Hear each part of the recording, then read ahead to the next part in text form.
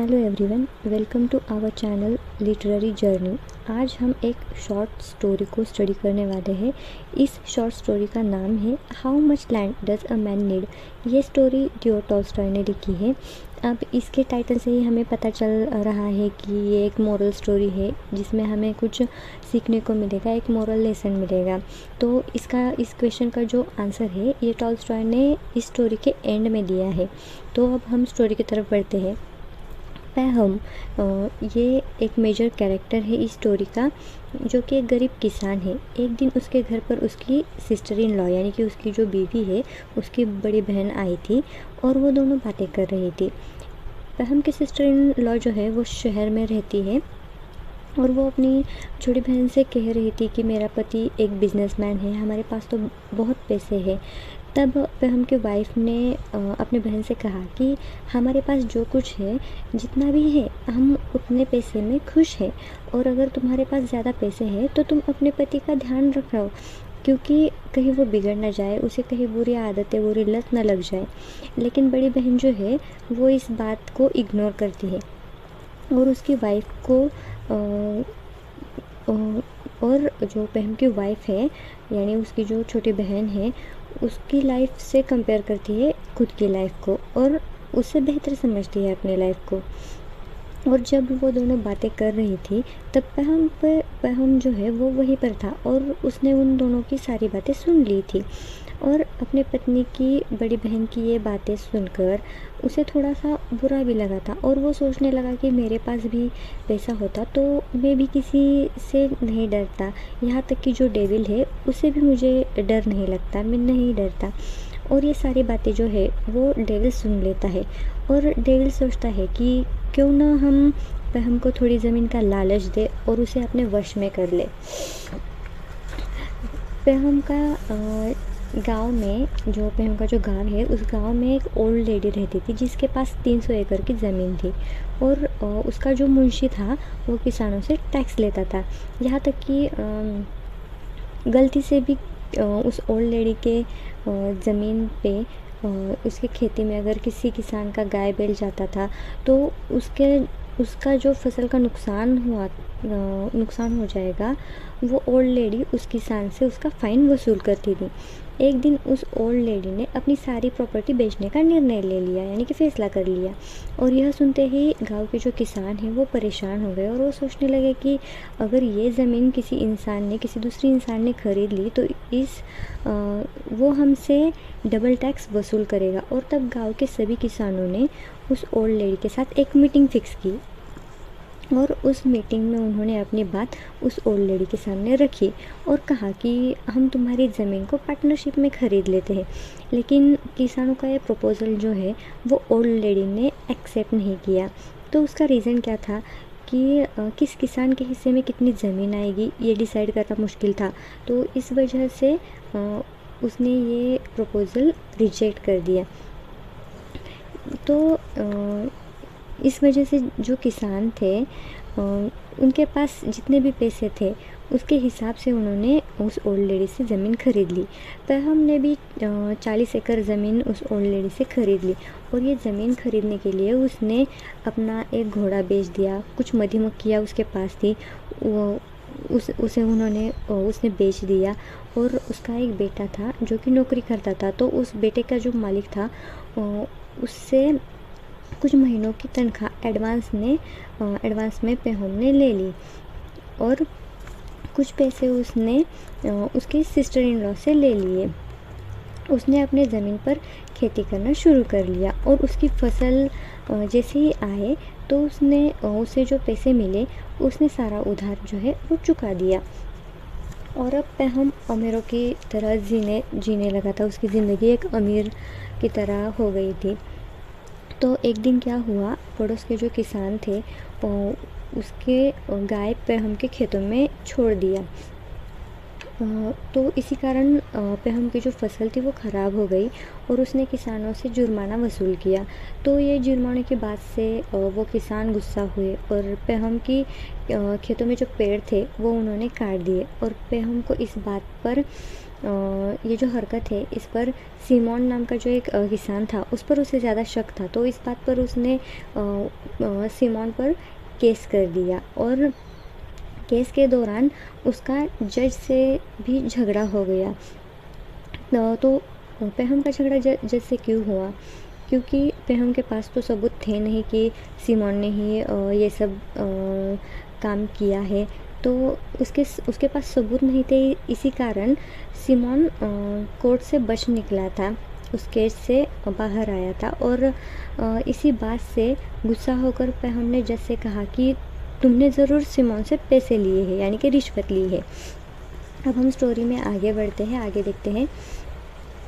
एक ट्रैवलर पेहम से मिलता है और कहता है कि वोल्गा नदी के पास बहुत कम कीमत पर ज़मीन मिल रही है, और उस एरिया के किसान जो है वो भी बहुत अमीर है, पैसे वाले हैं। और ये बात सुनकर उसके मन में, यानी कि पेहम के मन में लालच आ गया और अपनी सारी ज़मीन बेचकर वोल्गा नदी के पास ज़मीन लेने की उसने सोच ली।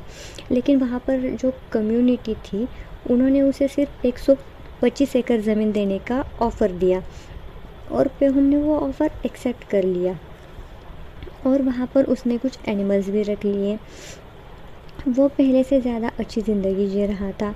उसके मन में विचार आया कि वो अपनी ज़मीन पर और ज़्यादा खेती करे, यानी कि और ज़मीन लेकर और खेती करे, तो इससे उसे और ज़्यादा पैसे भी मिलेंगे। और इसी सिलसिले में पेहम ने एक किसान से उसकी 1300 एकड़ ज़मीन रेंट पर लेने की सोची। ठीक है।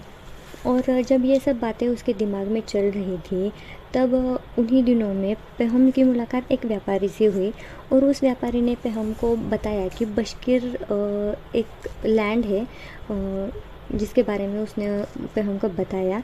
और उसने कहा कि वो लोग 100 रूबल में कम से कम 1300 एकड़ ज़मीन दे रहे हैं, और ज़मीन भी बहुत अच्छी है। तब पेहम ने ज़मीन रेंट पर लेने की जो बात थी वो वहीं पर छोड़ दी, और उसने डिसाइड किया कि वो बशकीर लैंड में जाकर ज़मीन खरीद लेगा। और वो बशकीर से मिलने निकल पड़ा। पेहम को बशकीर के पास जाने के लिए 7 दिनों का वक्त लगा, और वो उन लोगों के लिए कुछ गिफ्ट्स भी लेकर गया था।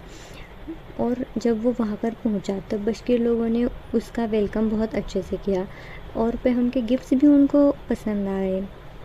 ये लोग बड़े लेज़ी टाइप के थे, उन्हें खेती में कोई इंटरेस्ट नहीं था, और इसी वजह से उनकी जो ज़मीन थी उसकी कीमत कम थी, यानी कि वो ज़मीन सस्ती थी। और उन लोगों के पास बहुत गाय घोड़े थे, और उनके वहाँ गाय के दूध से एक ड्रिंक बनाते थे जो उन्हें बहुत पसंद आता था उन लोगों को। और वो लोग सारा दिन हुक्का पीते थे, मटन खाते थे, और वो उस गाय के दूध की जो स्पेशल ड्रिंक है वो पीते थे। पेहम ने बशकीर से कहा कि उसे यहाँ पर ज़मीन ख़रीदनी है। तो वो जो बशकीर लोग थे उन्होंने कहा कि हमारे जो चीफ़ है, चीफ बशकीर है, उससे तुम मिलो और ये बातें तुम उससे कर लेना।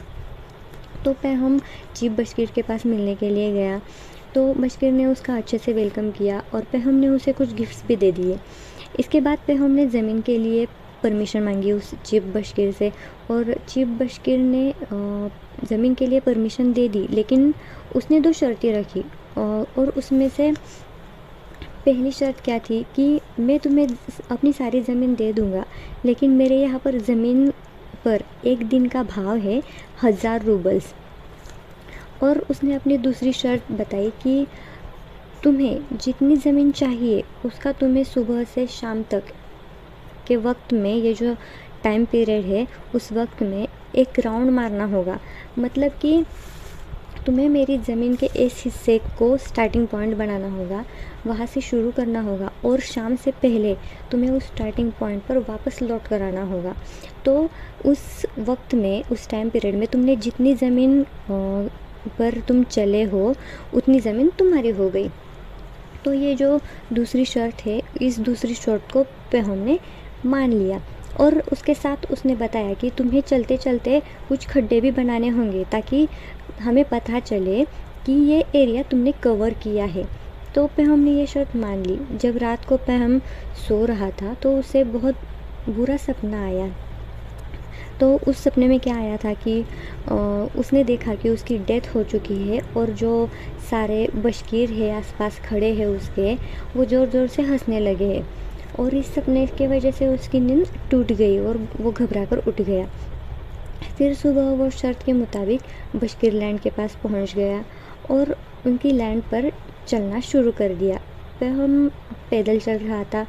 पैदल चलकर उसने काफ़ी एरिया कवर भी कर लिया था, लेकिन हम दिन के वक्त चल रहा था तो उस वक्त गर्मी बहुत हो रही थी और वो थक गया था। पसीने से वो भीग गया था। काफ़ी चलने के बाद वो वापस स्टार्टिंग पॉइंट की तरफ चलने लगा, लेकिन जब वो वापस आने लगा तो उसे लगने लगा कि वो स्टार्टिंग पॉइंट तक नहीं पहुंच पाएगा। तो वो तेज़ी से दौड़ने लगा, लेकिन फिर भी उसे लग रहा था कि वो वहाँ तक नहीं पहुंच पाएगा। तो जो बशकीर लोग थे वो पहम को मोटिवेट करने लगे और उनके मोटिवेशन सुनकर वो स्टार्टिंग पॉइंट की तरफ दौड़ने लगा। लेकिन स्टार्टिंग पॉइंट पर पहुंचने से पहले ही पेहम की डेथ हो गई। अचानक से वो मर गया। जिस वक्त पेहम की डेथ हुई उसके पास बहुत सारी ज़मीन थी, पर उसे सिर्फ 2 गज की ज़मीन में ही दफनाया गया था। उसकी मौत जो है, पेहम की जो मौत है, वो लालच की वजह से हो गई थी। और यही इस स्टोरी का मॉरल लेसन है कि लालच बुरी बला है। तो अब हमें समझ में आ गया है कि how much land does a man need. इस सवाल का जवाब लियो टॉल्स्टॉय ने क्या कहा है कि इंसान को सिर्फ 2 गज की ज़मीन ही लगती है, क्योंकि इंसान कमाता बहुत है लेकिन जब वो मरता है उसके साथ कुछ नहीं जाता। वो अकेला खाली हाथ आया हुआ था और वो खाली हाथ ही जाता है। तो वो जो दौड़ भाग करता है, ये कमाना है वो कमाना है, इसमें वो पूरी ज़िंदगी बिता देता है, लेकिन मौत जब आती है तब उसके पास कुछ नहीं होता, सिर्फ 2 गज की ज़मीन उसे मिलती है। आई होप कि आपको ये स्टोरी समझ में आ चुकी होगी। Thank you.